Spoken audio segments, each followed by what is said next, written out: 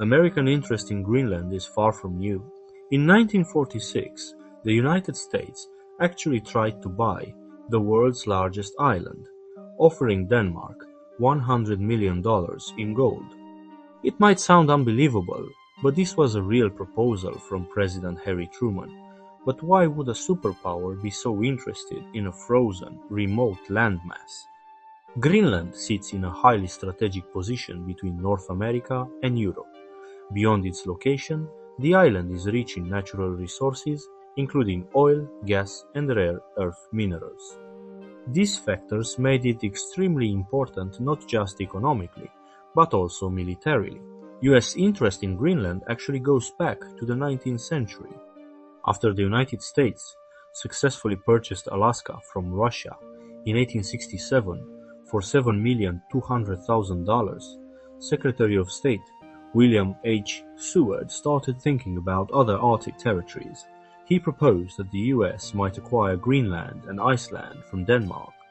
At Seward's request, former Treasury Secretary Robert J. Walker, a strong supporter of American expansionism, recommended that the US pursue these acquisitions.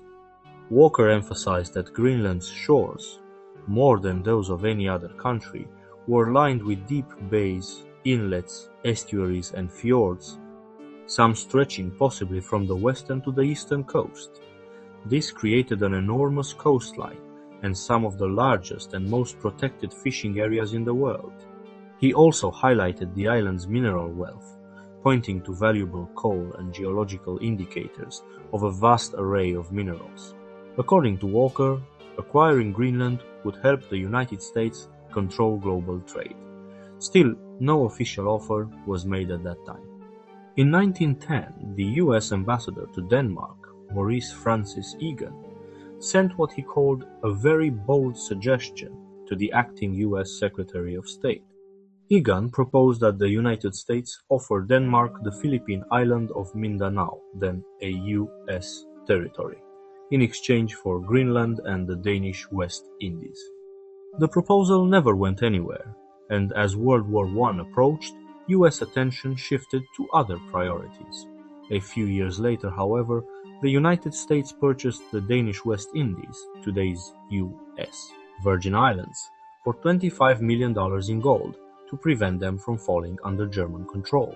Before we go any further, if you love uncovering Europe's history, from ancient times to the present, make sure to subscribe to this channel.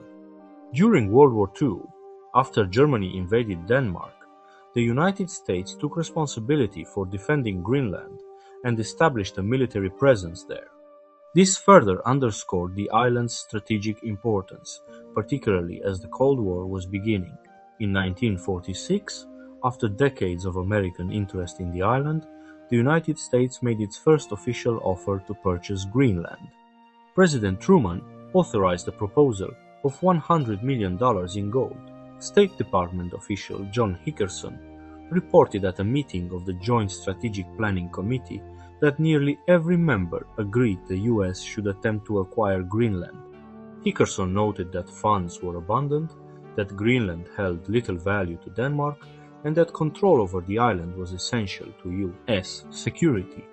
However, he also expressed doubts that the Danes would want to sell. In a follow-up memorandum in May of 1946, William C. Trimble, deputy head of the Division for Northern European Affairs, suggested a price of $100 million in gold. He argued that acquiring Greenland would provide the United States with valuable bases from which to launch an air counteroffensive over the Arctic region in case of an attack. The official offer was presented to Danish Foreign Minister Gustav Rasmussen during a visit to New York on December 14, 1946. Denmark refused to sell Greenland. Despite this, the United States was allowed to construct and operate military bases on the island.